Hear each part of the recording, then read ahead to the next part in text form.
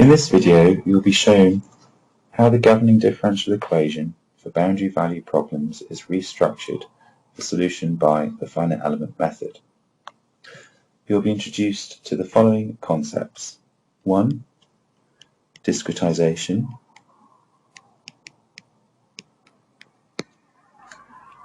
2.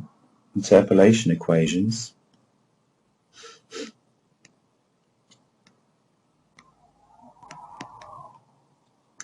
3. Shape functions.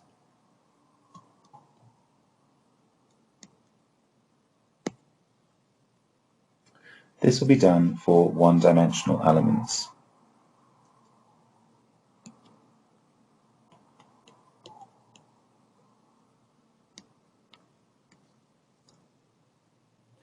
To understand the features of one-dimensional elements, we will look at a typical one-dimensional structure.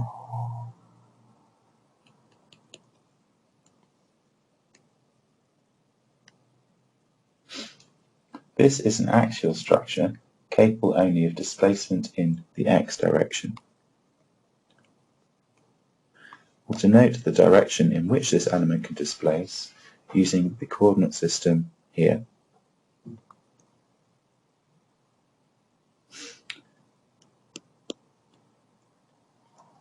The first step is to discretize this structure into a number of smaller structures called elements. We can draw these directly underneath the structure I've just drawn here.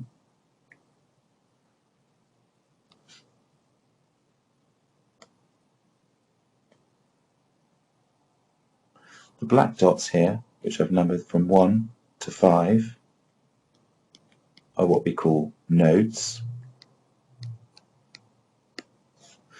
And the elements linking the black dots, numbered in brackets,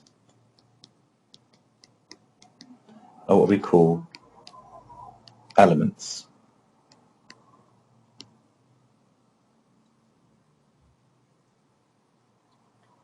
The next step is then to select a suitable mathematical form for the differential equation that describes the behavior of these elements. In this case, for a single element, the governing differential equation is given by d times by d2 phi by dx squared plus q equal to 0.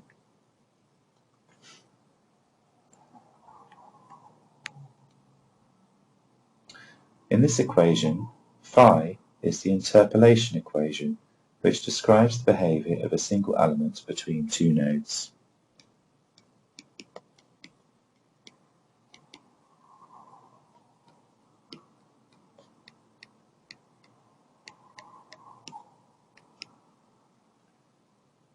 For linear one-dimensional elements, we can suggest the following form for phi. Phi is equal to a1 plus a2 times by x. a1 and a2 are constants that are yet to be determined. In order to understand how this function phi describes behavior, let us introduce an arbitrary deformation to our discretized structure. Firstly, here's our original finite element representation of the structure.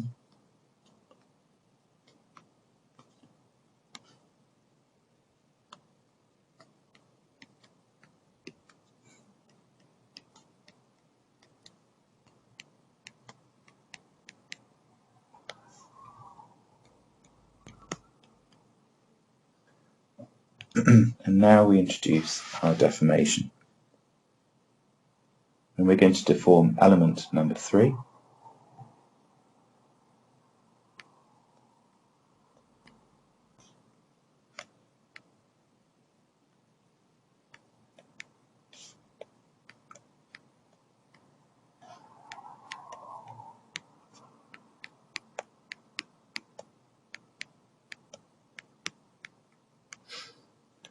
To help us understand this a little bit better, we will also label what we call our nodal coordinates. The nodal coordinates are denoted by capital letters in this case capital X's. So at node 1, the coordinate for node 1 is capital X1, for node 2, capital X2, and so on.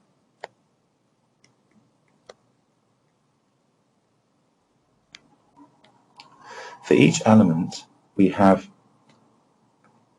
an interpolation equation that describes its behavior. So, for example, for element 1, the interpolation equation is labelled as phi superscript 1. We can do the same for all of the other elements as well.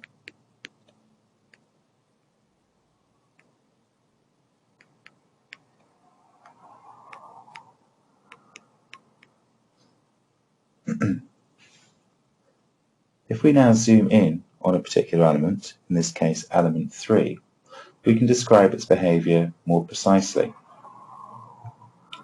We can draw a set of axes to accurately plot its deformation. The vertical axis is lowercase phi, and the horizontal axis is lowercase x.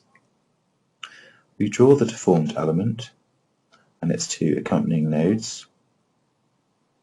In general, the first node is referred to as node I, and the second node is referred to as node j. For this particular element, element 3, node I is equal to 3, and node j is equal to 4. The nodal coordinate for the x direction at node I equal to 3 is x3.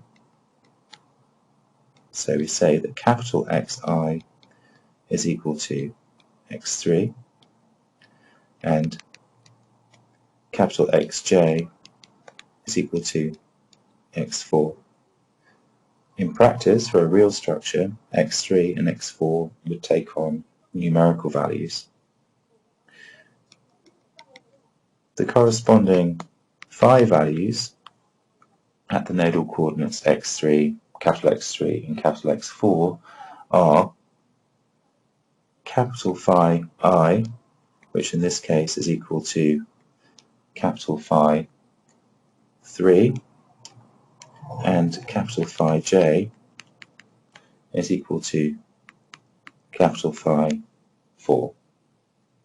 Finally, the equation describing the line between these two nodes is given by our interpolation equation, which is lowercase phi equal to a1 plus a2 times by x. We can see that the interpolation equation takes specific values phi I and phi j at nodal coordinates xi and xj. We can summarize the information in this graph by writing down a very simple equation where we say that phi is equal to capital Phi I at capital Xi and capital Phi j at capital Xj. It's equation 3.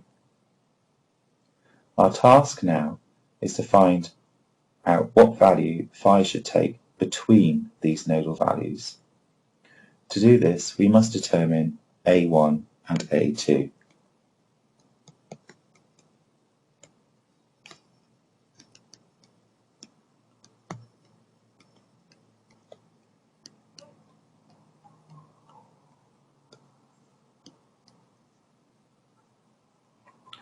The first step is to develop a system of equations.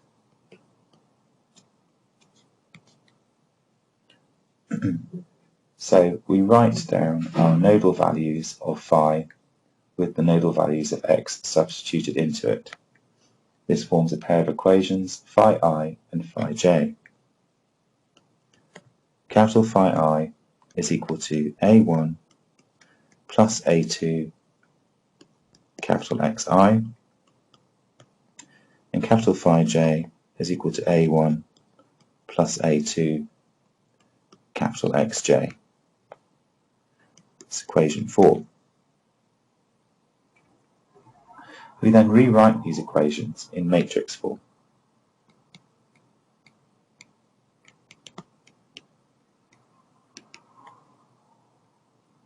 We have a vector containing elements capital Phi I and capital Phi J, and that's equal to a matrix with elements 1, capital Xi, 1, capital Xj, multiplied by a vector A1 and A2. In all these derivations, I use curly braces to denote vectors and square brackets to denote matrices. Step 2 is to invert to solve for A1 and A2. So the inverse of this system of equations is given by the following. A1 and A2 are equal to 1 over capital Xj minus capital Xi multiplied by Xj minus Xi minus 1 and 1, and the vector capital Phi I, capital Phi J. This term here is the determinant, and this here is the adjoint matrix. This is just from your standard inversion of a 2 by 2 matrix. We then read off this system of equations line by line to get values of A1 and A2. So we can say then that A1 is equal to capital Phi I, capital Xj, minus capital Phi J, capital Xi, divided by capital Xj minus capital Xi. A2 is then equal to capital Phi J minus capital Phi I divided by Xj minus Xi. The final step then is to substitute these equations, equations 5, into equation 2, with equation 2 being the interpolation equation that we wrote down earlier.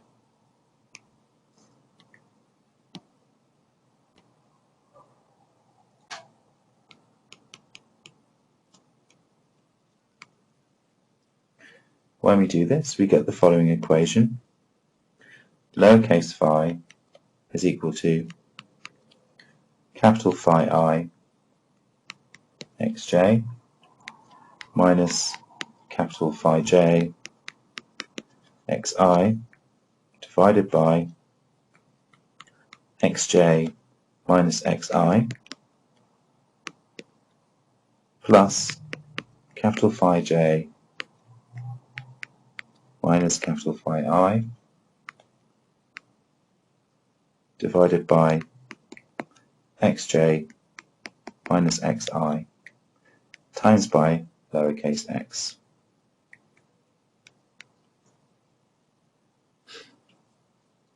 The quantity Xj minus Xi is actually the length of the element, which we'll now denote as L. If we then rearrange equation 6, factoring Phi I and Phi J out of these terms here, we get the following equation for the interpolation equation. Lowercase phi is equal to capital Xj minus lowercase x divided by L times by capital Phi I plus lowercase x minus capital phi I divided by L times by capital phi j. Things to note about this equation: the capital values, so capital Xj, capital phi I, capital Xi, capital phi j, and L are all based upon the coordinates given for the mesh earlier, or the discretized version of the structure. The lowercase value x is allowed to freely vary between the nodal coordinates. So then this means you can put in any value you like of x into this equation with given values of xj, xi, L, and phi I and phi j to get values of lowercase phi. So then we are able to interpolate the value of this equation between the two nodes. The terms in brackets in this equation, equation 7, are what we call shape functions.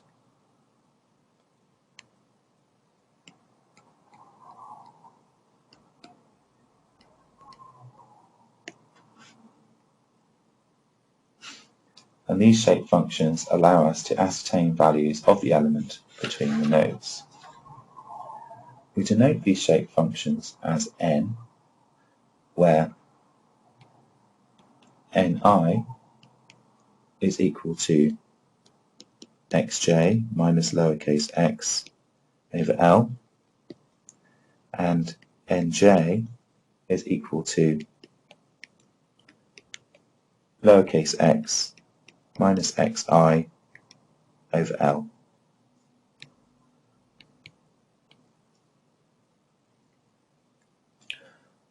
We can then rewrite equation 7 using 8 to get the following. Lowercase phi is equal then to ni times by capital phi I plus nj times by capital phi j. Or, in matrix form, we have the matrix n times by the vector capital phi, where matrix n is equal to ni nj, and the vector capital Phi is equal to phi I phi j. This is generally a matrix, and this is always a vector, although in this case this looks like a vector because it only contains 2 elements. However, it can contain multiple rows of elements depending upon the element type that we're looking at. If we then plot our shape functions, we get the following graphs.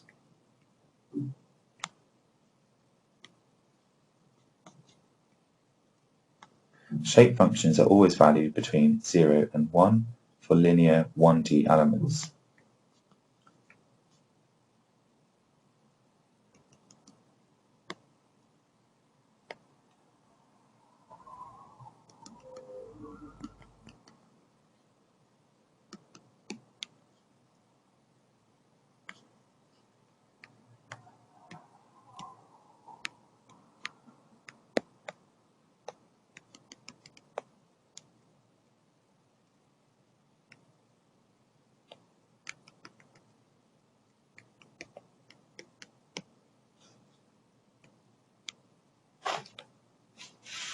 You can see here then that the shape functions are basically mirror images of one another.